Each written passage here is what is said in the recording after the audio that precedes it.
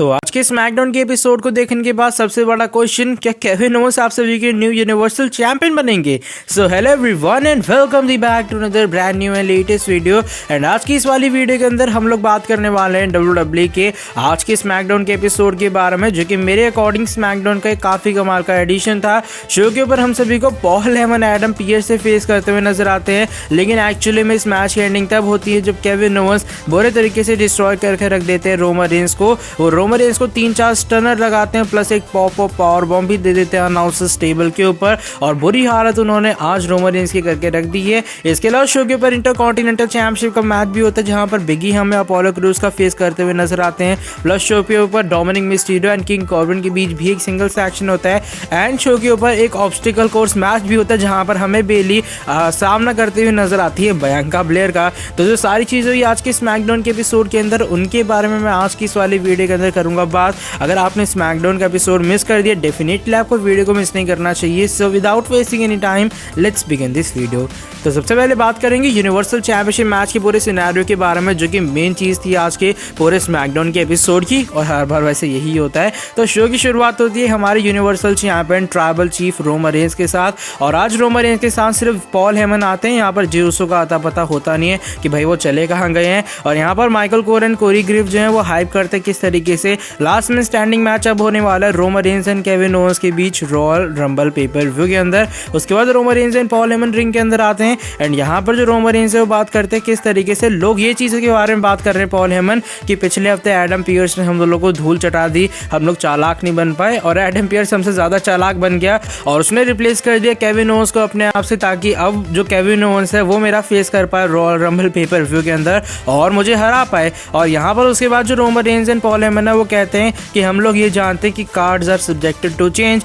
लेकिन ये मैटर नहीं करता कि भाई जो अपोनेंट है वो बदलेगा, लेकिन रिजल्ट बिल्कुल बदलने नहीं वाला, क्योंकि लूजर जो है वो अपोनेंट होगा और रोमन रेंस अपनी चैंपियनशिप को रिटेन करने वाला है। फिर रोमन रेंस कहते हैं कि अगर मैं भी एडम पियर्स की तरह जो कह सकता हूँ एक्सक्यूज बनाऊं कि भाई आज मुझे इंजरी होगी, मैं आज रेसल नहीं करूंगा, नहीं मैं ऐसा नहीं हूँ। मेरे कंधे में भी कभी कभार दर्द होता है, मेरी पीठ में भी कभी कभार दर्द होता है, क्योंकि ये जो पूरी कंपनी में उसको अपने कंधों के ऊपर ही कैरी कर रहा हूँ। मैं नहीं कभी कहता कि भाई मैं इस हफ्ते स्मैकडाउन के एपिसोड में आऊँगा नहीं, और मैं यहाँ पर आऊँगा इसलिए नहीं क्योंकि मेरे शरीर के ऊपर दर्द हो रहा है। और जो एडम पियर्स है एक्चुअली में बस एक एक्सक्यूज़ बनाता है, और इसलिए वो मेरा फेस नहीं करना चाहता रॉयल रंबल पेपर व्यू के अंदर। थोड़ा बहुत गाली गलौच भी होता है जब यहाँ पर रोमन रेंस बिच करके मेंशन करते हैं एडम पियर्स को। फिर वहाँ से एडम पियर्स आते हुए नजर आते हैं, और एडम पियर्स कहते हैं रोमन रेंस भाई तुम्हारा बहुत हो लिया, अब रुक जाओ और तुम फालतू का नाम मुझे बोलो। फिर यहाँ पर जो एडम पियर्स है वो रिंग के अंदर आते हैं और वो कहते हैं कि तुम्हारे कंधों के अंदर दर्द हो रहा है, तो मेरे सही में लात में दर्द हो रहा है, इसलिए मैं तुम्हारा फेस नहीं कर पाऊंगा रॉयल रंबल पेपर व्यू के अंदर।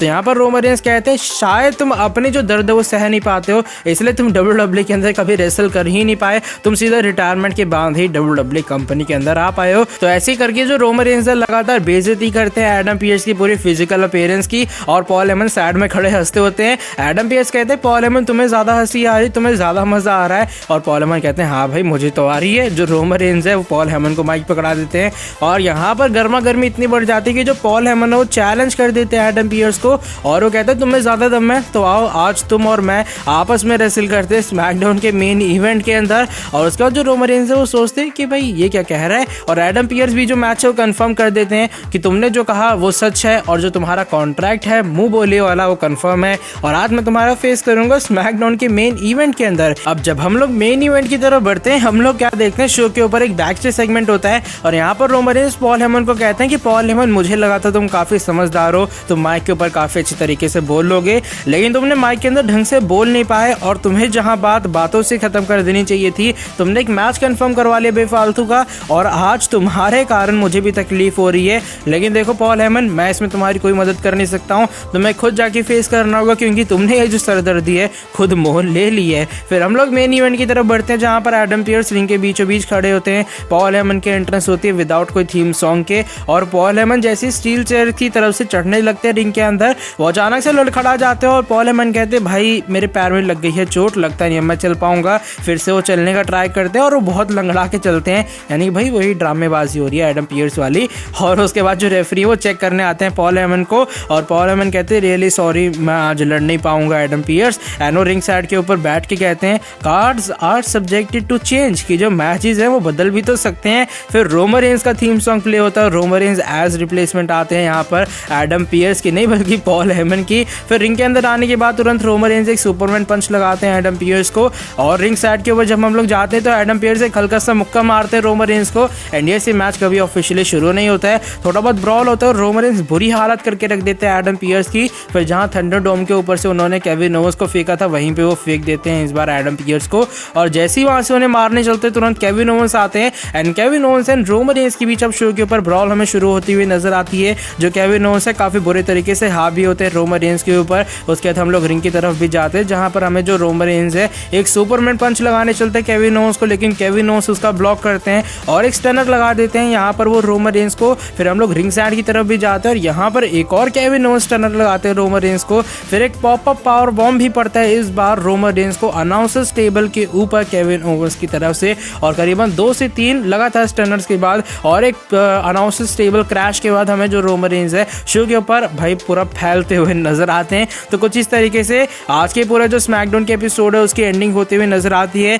By the way I think show काफी ज्यादा कमाल का था, एंड आज की इस वाली थिंग को देखने के बाद मुझे ऐसा लगा कि क्या भाई केविन ओवेंस का चांस है, मैं पूरे तरीके से सही से हाइप हूँ इस यूनिवर्सल चैंपियनशिप मैच के लिए। बाकी जो चीजें शो के ऊपर उनके बारे में बात कर लें, आज asking Charlotte fair versus the Rio squad के बीच हमें एक टैग टीम एक्शन दिखाई देता है, और हम देखते हैं इस मैच के अंदर आखिरी में नेचुरल सिलेक्शन और उसके बाद जो आस्का अपना एक कोड ब्रेकर मूव देती है और आस्किन शार्लेट फेयर की इस मैच के अंदर जीत हो जाती है। प्लस हम शो के ऊपर देखते हैं सिजारो वर्सेस जिगलर के बीच भी एक सिंगल एक्शन होता है, जब सिजारो एक ओपन चैलेंज देते हैं एंड वो इंटरप्ट करते हैं डैनियल ब्रायन को, और सिजारो हमें लगातार दूसरे हफ्ते में भी एक बहुत ही बड़ी जीत हासिल करते हुए नजर आते हैं इस बार जिगलर के खिलाफ। इसके अलावा रेजिनाल्ड और साशा बैंक्स के बीच भी हमें एक सिंगल्स मिक्स आप कह सकते हो सिंगल्स एक्शन दिखाई देता है, और साशा बैंक्स की इस मैच के अंदर हमें जीत दिखाई देती है। इंटरकॉन्टिनेंटल टाइटल मैच होता है अपोलो क्रूज वर्सेस बिगी के बीच। मैच की एंडिंग के अंदर जो अपोलो क्रूज है वो डिस्क्वालिफिकेशन से जीत जाते हैं, क्योंकि सैमी ज़ेन जो है वो रिंग साइड के ऊपर हथकड़ी लगा के खड़े होते हैं ताकि उन्हें इंसाफ मिले, लेकिन जब ये वाली मैच की एंडिंग पास आने चलती है सैमी ज़ेन उस हथकड़ी को हटाते हैं और खुद वो हमला करते हैं अपोलो क्रूज के ऊपर एंड बिगी के ऊपर। साथ ही साथ शो के ऊपर हम सभी की ऑब्स्टिकल कोर्स मैच दिखाई देता है, जहां पर हमें बेली एंड बायंका बेयर आपस में इस कंपटीशन के अंदर दिखाई देती हैं। जो बेली काफी चतुराई वाले दिमाग से चैट गेबल को अपने कंधे पे उठा के ये जो पूरा ऑब्स्टिकल कोर्स है वो 1 मिनट 12 सेकंड के अंदर खत्म करती हैं। फिर जो बायंका ब्लेयर है उनके लिए जो हार्डनेस लेवल है वो थोड़ा बढ़ा दिया जाता है, और जो बायंका ब्लेयर है उन्हें चैट गेबल को कंधे पे नहीं बल्कि उन्हें ओटिस को अपने कंधे पे उठाना होता है। एंड भाई उनकी ताकत काफी ज्यादा होती है। करीबन 17 सेकंड पहले जो बायंका ब्लेयर है इस पूरे चैलेंज को खत्म करते हुए नजर आती है, और बास्केट भी आखिर में वो डाल देती हैं, क्योंकि बास्केट बॉल को उठा के भी आखिर में बास्केट के अंदर डालना होता है। और उसके बाद जो बायंका ब्लेयर है सेलिब्रेट करते हैं, लेकिन जो बेली है उसके बाद वो हमें एक बीट डाउन करते हुए नजर आते हैं बायंका ब्लेयर के ऊपर। किंग कॉर्बन या फिर कह लो king Baron Corbin versus Dominik Mysterio के बीच भी एक सिंगल एक्शन होता है, और इस मैच के अंदर हमें आखिर में किंग कॉर्बन जीतते हुए नजर आते हैं, जब एक छोटे से मैच के अंदर एंड ऑफ द डेज लगाने के बाद पिन कर देते हैं डोमिनिक मिस्टीरियो को। तो भाई बस ये था आज का पूरा स्मैकडाउन का एपिसोड एंड जो कुछ मेन हाईलाइट्स आज शो के ऊपर हुई। उम्मीद करता हूँ आपको आज की ये वाली वीडियो पसंद आई होगी, तो ऑफकोर्स नीचे वीडियो को लाइक के बिना कहीं मत जाना। आपके अकॉर्डिंग स्मैकडाउन का एपिसोड कितना ज्यादा बेहतरीन था? आई थिंक काफी अच्छा शो था, तो 5 स्टार में से मैं 4.5 स्टार रेटिंग देना पसंद करूंगा। इसके अलावा अगर आप लोग चैनल पर नए तो ऑफकोर्स कर सकते हैं चैनल को सब्सक्राइब एंड नोटिफिकेशन बेल को भी ऑन, ताकि आगे भी आपको हमारे चैनल पर कुछ ऐसी इंटरेस्टिंग कमाल के और भी फ्रेश अपडेट जानने को मिलते रहे। बाकी मैं मिलता हूँ आपसे नेक्स्ट वीडियो के अंदर काफी जल्दी। Till then bye bye, take care.